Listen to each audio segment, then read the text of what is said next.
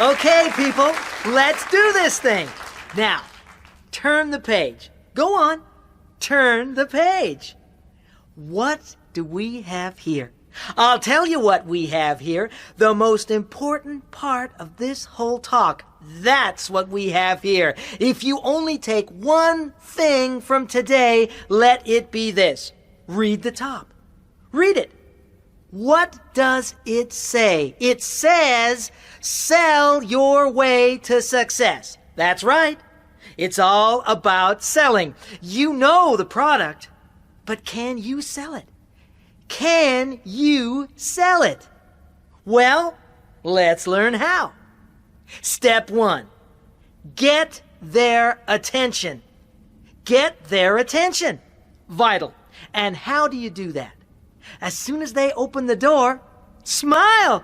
Give a big smile. Always smile. I want to see you people smiling. Come on, smile. Good. That's rule 1. Rule 2, get straight to the point. Say who you are and what you have for them. Hi, I'm Brad Winter, and I've got something special for you today. Now, quick, move on. Step 2, get their interest. Start by saying you're doing a survey and you want their opinion. That makes them feel valued. Ask them a couple of questions. Then show them the product. Show them the product as soon as you can. When they see it, the link is made. Finally, tell them it's free if they let you demonstrate it. That's right. Say it's theirs to keep, whatever, but get inside so you can demonstrate it. Step 3. Come on, people, keep up. Step 3. Get their desire. Their desire. Make them want it. Tell them about the advantages of the product. Why it's the best thing in their sad little lives. And then, here's the key. Give it to them. Give it to them so they can hold it. Bang! Another link is made. You see? Now, step 4, the most important part. Get their money. Money, people! That's what this is all about. How do you get their money? Easy. Trick 1, go for their sympathy. Tell them you're working your way through college, or it's your first day. Something, anything, but get their sympathy. Trick 2, make them feel guilty. Say that their kid deserves this. Every good parent would want one. Trick 3, give them a free offer. Buy one, get a second free. A free offer. How can they refuse? Use as many tricks as you like, but be sure of one thing. Never leave without a sale. That's our golden rule, people. Never leave without a sale. Now, over the page. Go on. Turn the page.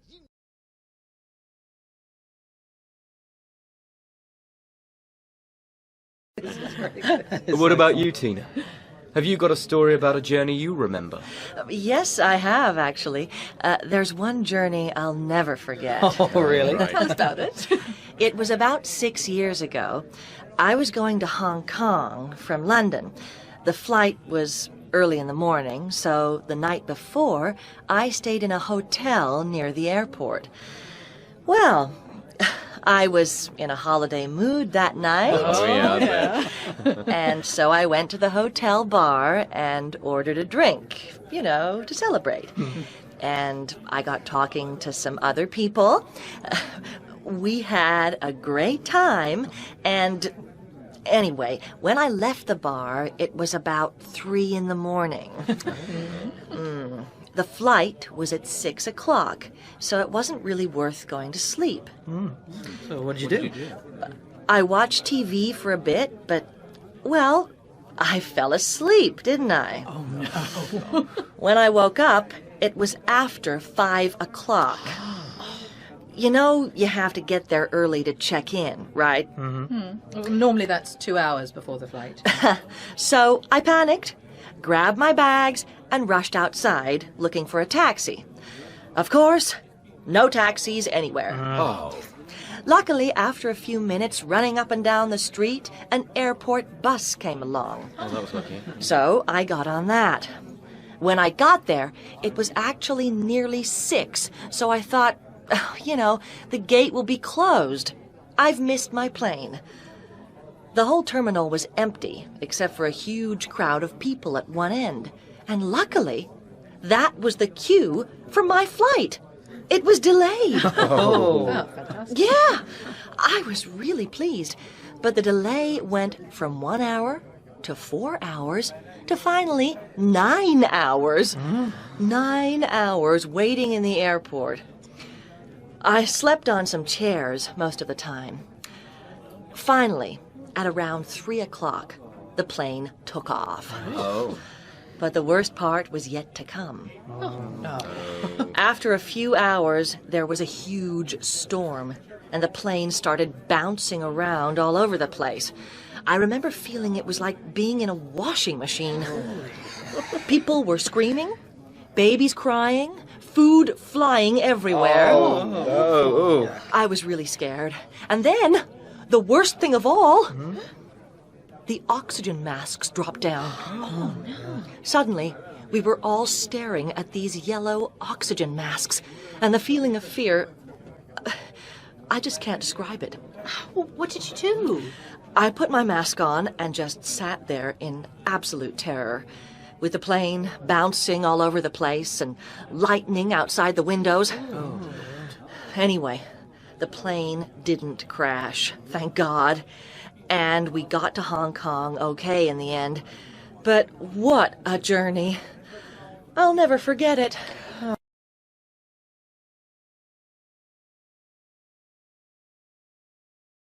And welcome once again to People Today. Now it's time for our Eye on the World section with Mark Perkins. Mark? Thanks, Anna. Yes, in tonight's Eye on the World, we go to Japan. Now, everyone knows people in Japan work long, hard hours. But just what do people do in their free time? Well, we did a survey of leisure activities in Japan, and here is the top 10. In first place is eating out. As you can see, eating out is by far the most popular free time activity. In second place comes, wait for it, driving. Yes, it appears Japanese people like nothing more than driving around cities and into the countryside in their free time. It may seem strange to you and me, but there you are. Next, in third place, is travel within Japan. To all those lovely temples and gardens, I guess. Fourth is, guess what, Anna? I have no idea. Karaoke, of course. Lots of people enjoy singing along with their favorite songs. Then, in fifth place, we have watching DVDs and videos, followed by listening to music. But just look what we have here in seventh place. Trips to museums and zoos. Then way down in eighth place comes going to bars, and after that, gardening. I guess not so many people in Japan have gardens. And finally, in 10th place, we have playing the lottery. And who wouldn't want to win lots of money? Back to you, Anna. Thanks, Mark. Now, let's go to see what's happening.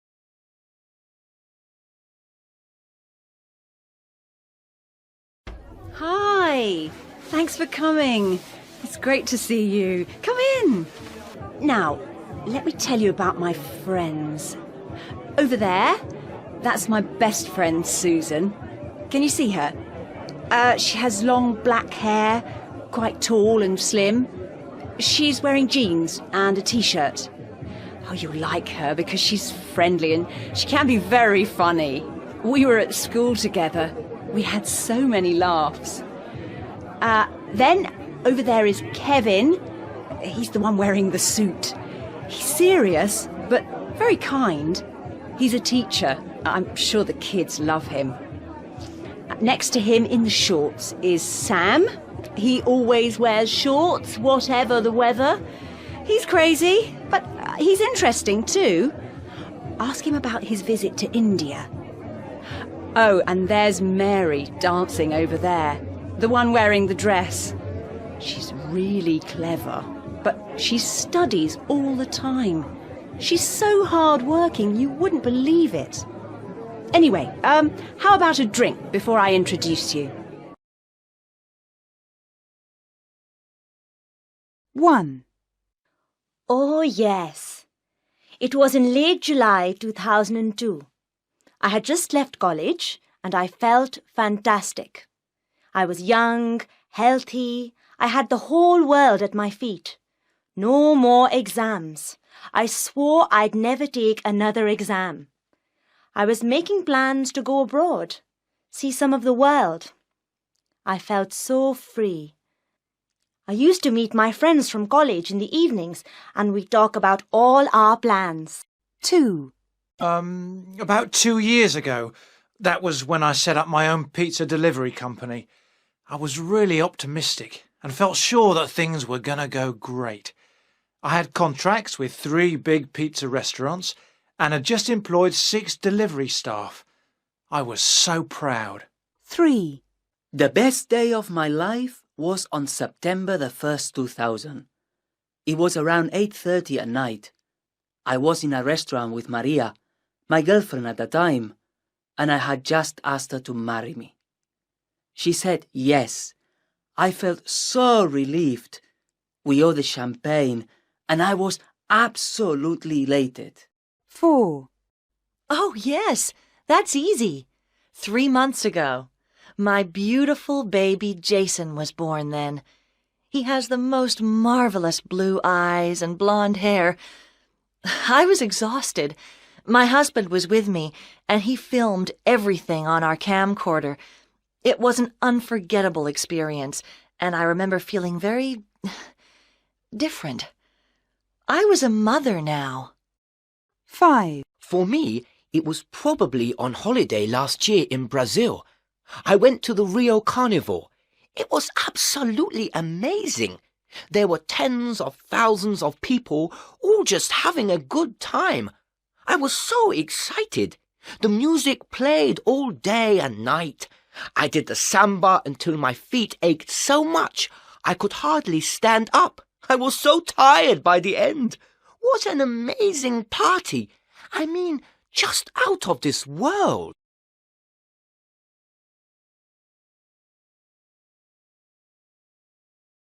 Thank you, Kevin Edwards, for that short speech.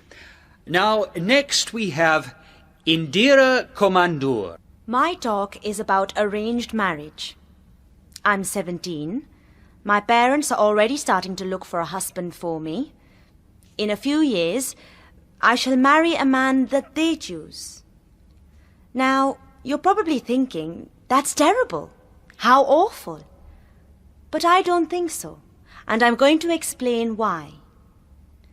Most people confuse arranged marriage with forced marriage. A forced marriage is one where you have no choice.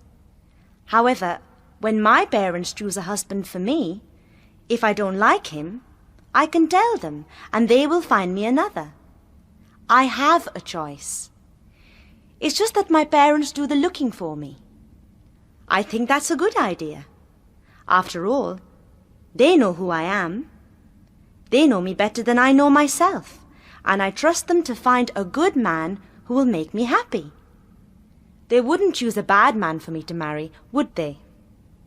In Britain, though, people just hope to find their marriage partner at work, or in a pub, or at a party. This means it must be hard to meet the right person, I think.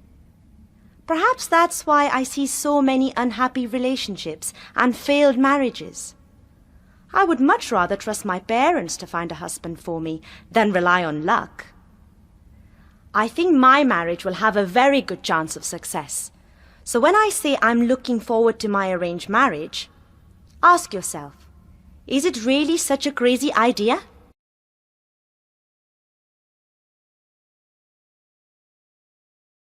Hello and welcome once again to What's Cooking, the program that shows you the quick and easy way to cook tasty meals. Now, today I'm going to show you how to make mushroom risotto.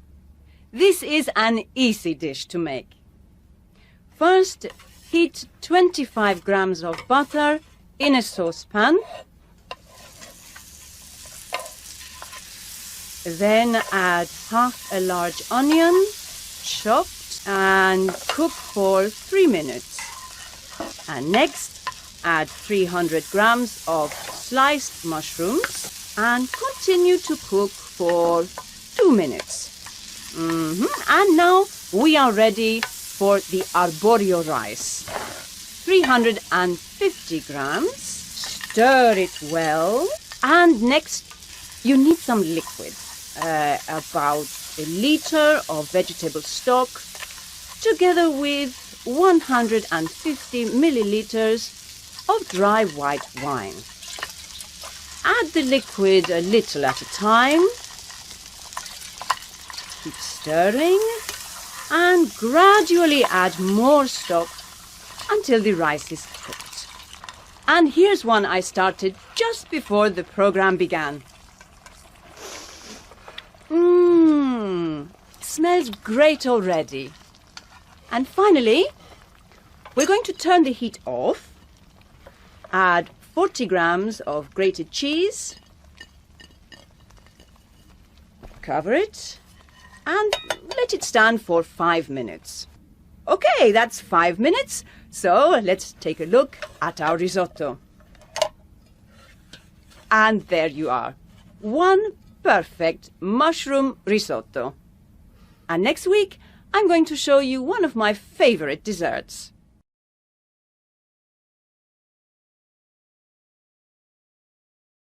Radio City. It's the Big Breakfast Show with Mike Martin. Good morning, America. I'm Mike Martin, and what a lovely morning it is here today with the sun shining, and doesn't it just feel so good to be alive? Don't you feel great? Well, if you don't, then listen up, because today's topic is how to live a better and healthier life. Joining us here in the studio to start things off, we have expert Sonia Tarrington from the University of California's Nutrition Research Center. Hi, Sonia. Welcome to the program. Hi, Mike. Glad to be here. Sonia, your job title is nutritionist. Now, what on earth do you do? Well, a nutritionist is basically a food scientist. That means I examine the effect food has on our bodies. So you mean you find out what is in, say, an apple that makes it a healthy food to eat? More or less, Mike. You see, unhealthy eating causes all kinds of health problems, such as obesity and even heart disease. It's an area the government is very interested in now, as it has to spend millions of dollars every year fighting these problems. That's why programs like the University of California's Nutrition Research Center were set up. We hope to show people how to eat themselves to better health. Eat yourself to better health. That sounds too good to be true. Shouldn't we be dieting or something? Not necessarily. You really don't have to go on a diet to eat healthily. You can eat just as much as before, but by choosing the right combination of foods, then you'll become healthier. Great. Can you give poor slobs like me any details here, Sonia? Sure. The best thing you can probably do is add 1 extra vegetable to your main meal. Oh, and always cook vegetables by stir-frying. It's quick and easy, plus they keep their goodness. Great advice. And I guess people like me who tend to snack on chocolate and cakes should swap to, say, fruit and health bars instead, right? That's right. There's really no trick to it. It's just common sense. So why do people like you get such huge salaries? Only joking, Sonia. Seriously, though, the message is keep away from fries and burgers? Yes, and red meat.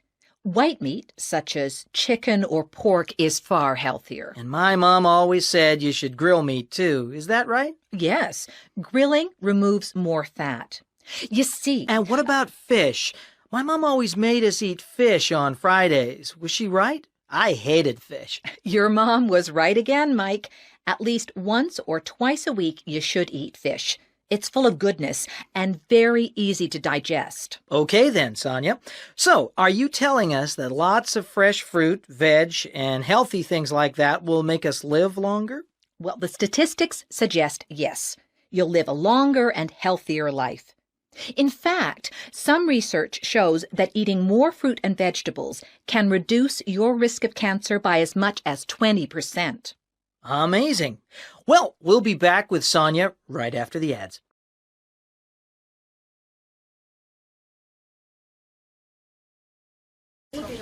Welcome, everyone. Welcome to Language International. My name is Mrs. Watson, and I am the Centre Manager.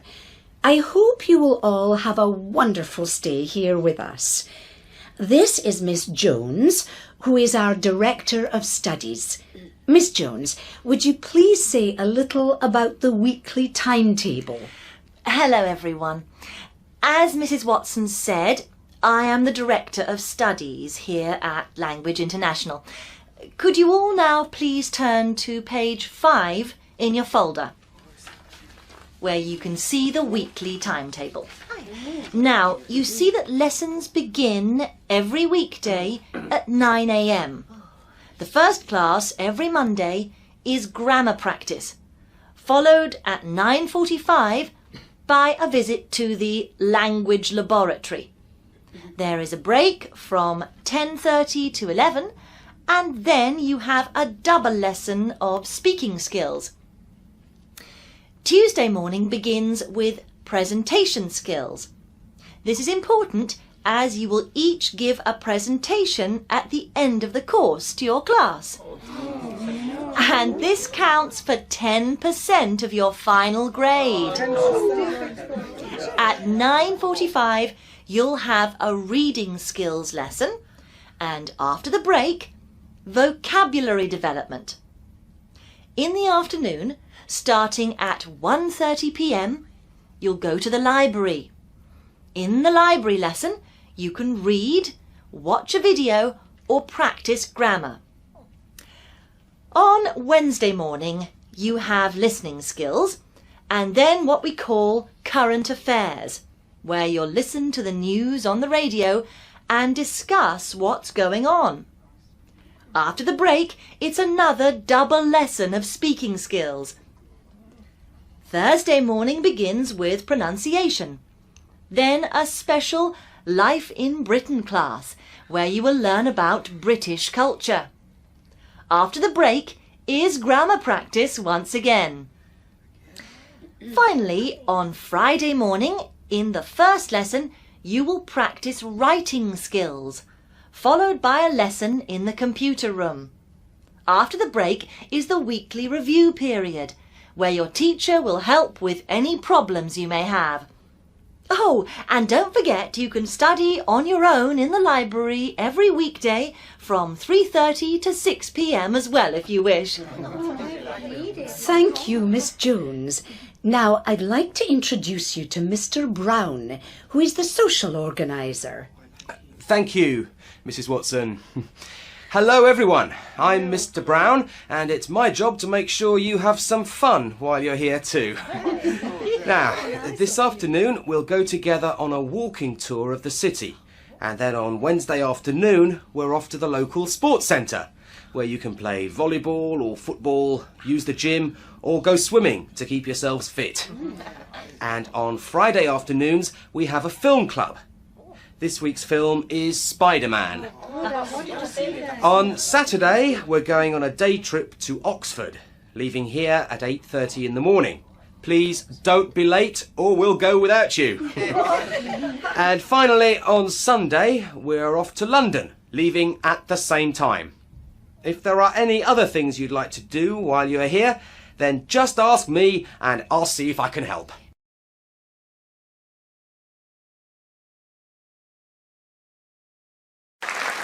And welcome back to this week's Celebrity House Challenge. Now, this is the moment you have all been waiting for, as once again we go with Tina for a look inside a celebrity's home. Thank you, David. And welcome to all you viewers out there. Well, here I am in one of the most luxurious homes I have ever been in. And just look at this wonderful lounge. In the middle is a superb leather sofa that can seat no less than 6 people. And in front there is this marvellous coffee table, made of wood with a glass top. The book on the coffee table is an atlas of the world, so perhaps that's one clue to the identity of our mystery famous person. It seems they're adventurous and enjoy travel. On the wall behind the sofa is a great painting, a fine example of modern art. This person is clearly very cultured and has excellent taste. And opposite the sofa is the television. And what a television it is! A huge, state-of-the-art, widescreen TV. And there are so many videos and DVDs here. So, this person must surely be a movie fan. The floor is polished wood, which gives the whole room an elegant feel. Near the door to the kitchen, there are some children's toys on the floor. So, this person must have a family. Well, what else can I say here? Oh, there are some beautiful flowers in the window.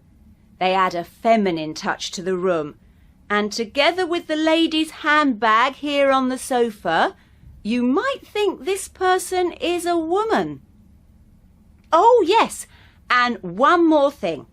Behind the sofa, against the wall, there's a very modern desk with a computer and lots of work-like things. So this person probably needs to use a computer for their work. And they may even work from home. So, David, who lives in a house like this? It's back to you in the studio.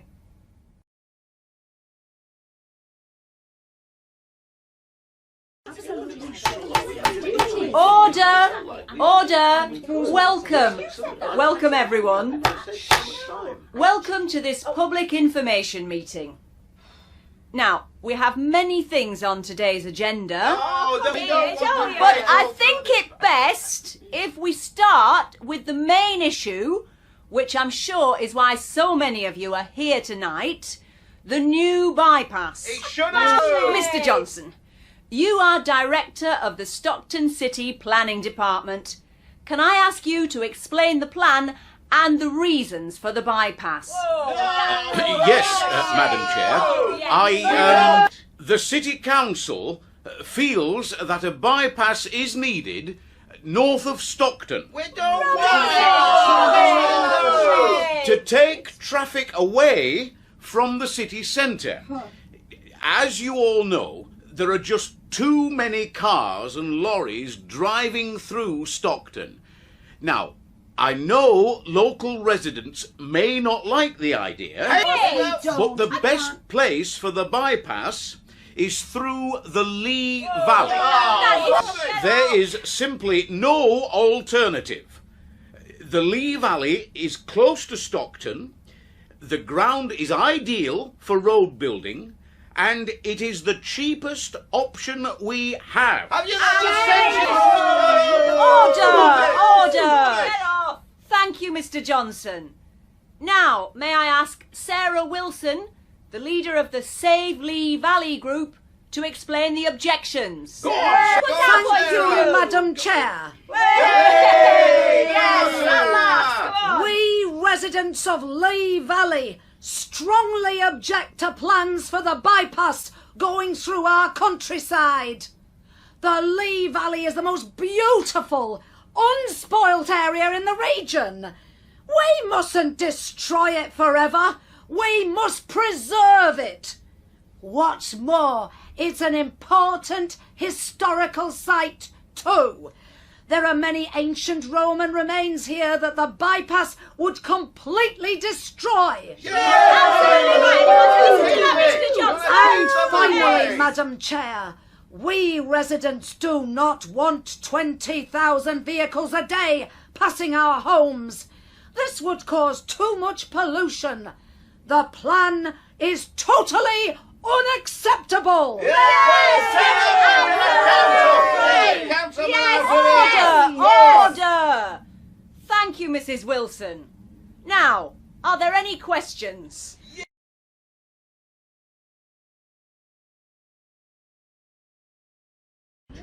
Welcome to our tour. Ghosts of the Tower of London, everyone. The tower has stood on this ground since 1066, when Duke William of Normandy invaded England. And throughout its history, it has been used as a prison and place of execution, which may be why, today, some people say this is one of the scariest places on earth. There are many tales of ghosts here. The ghost most people see is Anne Boleyn, the second wife of King Henry VIII. When she didn't give birth to a boy, she was beheaded on Tower Green in 1536. A headless female figure in a white dress has often been seen close to where she was executed, near Queen's House. She is also said to haunt the Chapel Royal, where the same headless figure has been seen leading a ghostly procession of lords and ladies down the aisle towards where her headless body is buried. The tower was also the scene of the infamous disappearance of the two princes, Edward, 12, and Richard, 9, who were thought to have been murdered in 1483. When their father, King Edward IV, died, his brother Richard took the boys to the tower for their protection, but they disappeared. Richard was later crowned Richard III. According to one story, guards in the late 15th century spotted the shadows of two small figures gliding down the stairs in the White Tower. Nearly 200 years later, in 1674, workmen found a chest beneath the stairway of the White Tower that contained the skeletons of two young children, recently proved by DNA testing to be the two princes. Lady Jane Grey was just 17 when she was executed on the 12th of February 1554, after only 9 days as Queen to Henry VIII. Her ghost is said to appear on the anniversary of her death on the Salt Tower. Other ghostly appearances include the chained and headless body of Sir Walter Raleigh, who has often been seen in the Bywood Tower, and another ghost many people have seen is Henry's fifth wife, Catherine Howard. She ran away from her executioner, and her ghost has been seen running down the tower's hallway, screaming for help. Oh, spooky. Now, let's go further into the tower and see if we can find any of these ghosts.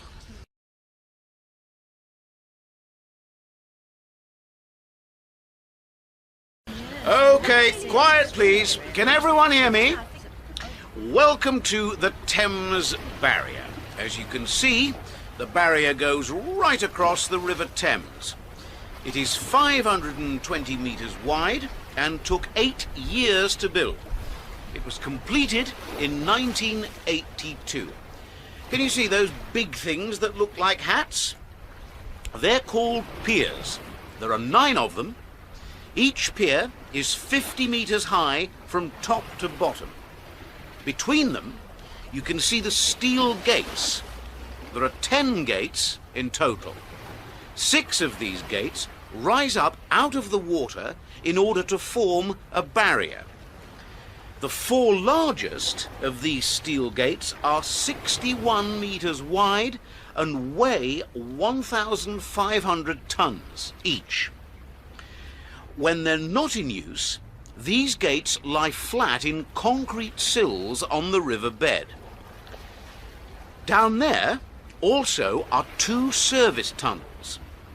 When there is a danger of flooding, these 6 gates are raised to form a barrier between the piers. When raised, each is as high as a 5-storey building.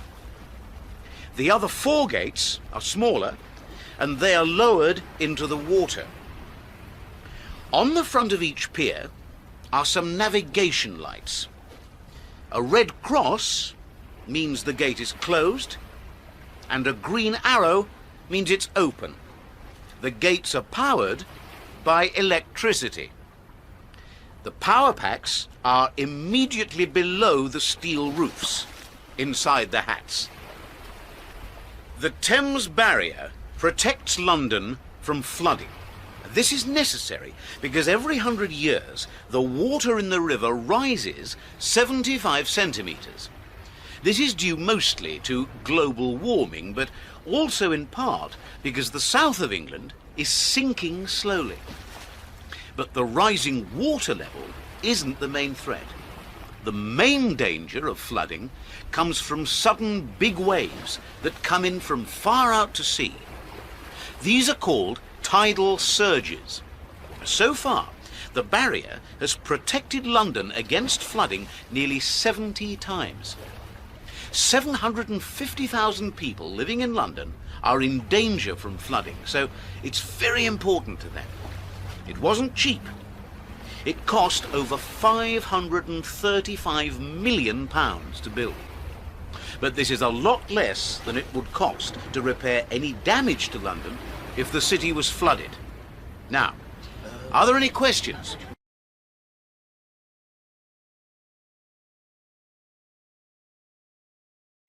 Thank you, ladies and gentlemen. Welcome to the Space Society. To live in the 21st century is to live in an age where communication and technology seem to rule our world. And almost inevitably, we find ourselves thinking about human settlement of other planets. Tonight, the topic of our debate is the colonization of other planets. Here with us, we have Dr. Timothy Brown and Dr. Sandra Wilkins. Dr. Brown, may I ask you to speak first? Thank you. Let me start by making one thing clear. Colonization of other planets is certain. It's only a matter of time. Oh, and of course, money. To build a spaceship capable of carrying hundreds of people is not cheap. However, once built, all a spaceship needs is enough fuel, food, water, and oxygen, and colonization becomes a reality. I see 3 steps to colonization. First, we need to know how to live in space. And, thanks to the International Space Station, this step is already achieved. The next logical step is to establish a colony on the Moon, and then step 3 on Mars, our nearest planet. Imagine how much we can discover about a planet by living there. Imagine also if we set up powerful telescopes on the Moon or Mars, how much more we can learn about the universe. It is mankind's destiny to colonize other planets.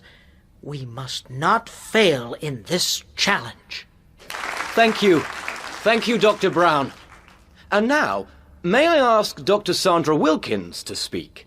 Thank you. And thank you to Dr. Brown for that interesting speech. I am glad the good doctor referred to money. Just think for a moment how much money colonization of the moon or Mars or any other planet would take. Billions and billions and billions of dollars to put a handful of people on a dead planet. The fact is, colonization is just too expensive. People may talk of huge resources of copper, diamonds, and other precious minerals on other planets, but no one knows they are there.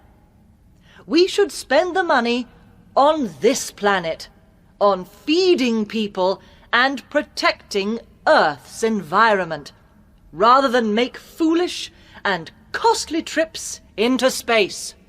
Many thanks, Dr. Wilkins. And now, are there any questions from the audience? I have a question. Yes, the lady over there.